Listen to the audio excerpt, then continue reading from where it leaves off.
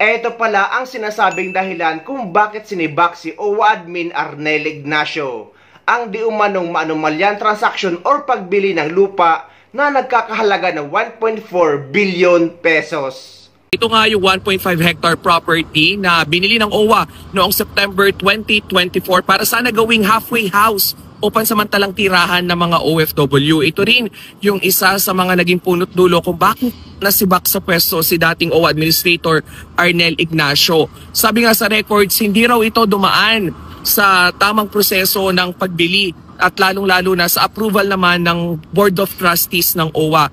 At isa pa sa mga nakikitang dahilan dito kung bakit hindi pwedeng magpatuloy dito yung naturangang proyekto dahil malapit ito sa runway ng NAIA Terminal 1. Sa ngayon ay hinihintay pa natin yung official naman na reaksyon o pahayag ni dating OWA Administrator Arnel Ignacio tungkol nga doon sa mga aligasyon. Ang masasabi ko lang ay medyo unfair ito sa part ni Sir Arnel dahil ura-urada siyang sinibak or tinanggal sa serbisyo. Dahil may mga politiko nga ngayon na nasa gobyerno pa rin na maanumalya din ang mga transaksyon at bilyones ang ginastos ng gobyerno na wala namang maipakita or maipaliwanag na project pero hanggang ngayon ay nakaupo pa rin. Naglaan kami na napakalaking halaga, umaabot ng halos 420 billion kung tutuusin. Aabot, siguro papatak ng 1.4 billion a day ang budget sa flood control. Saan napunta lahat yan?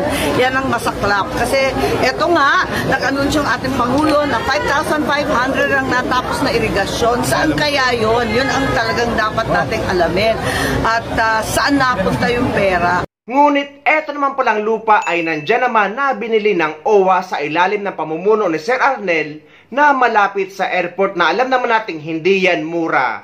Pero agad-agad siyang sinibak. Kaya maghihintay tayo ng magiging sagot o statement ni Sir Arnel tungkol sa issue na kahit nga siya ay nagulat sa aligasyon laban sa kanya. Nagulat naman si Ignacio sa aligasyon laban sa kanya.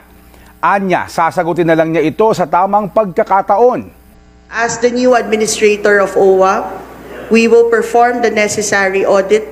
We will seek the required legal opinion or from the Department of Justice. There's an investigation. Allow due process to take its course. Kaya ngayon ay napakaraming mga OFW ang nalulungkot lalo na si Sir Arnel ay malapit sa mga OFW dahil magaling siya makisalamuha sa mga tao.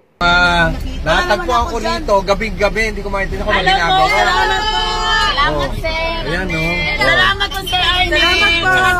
Kay ano? Sir Arnel, salamat Ayan, no? Ito po. Salamat po, Sir Arnel! Ito po. Hindi ko maintindihan kung ano ginagawa rito. Sir, salamat po! Oo na! Salamat po, sir! Si Attorney, bakit? Crush mo siya? Thank you ako. Kala ko. Si ano? Sige, mamaya. Thank you kay... Oo. Si Attorney Milyar. Yung ba yan? Oo. Hi, thank you po kay Attorney Milyar at saka kay Sir Arnel. Mabuhay! Binigyan ko silang kopya. Sige na.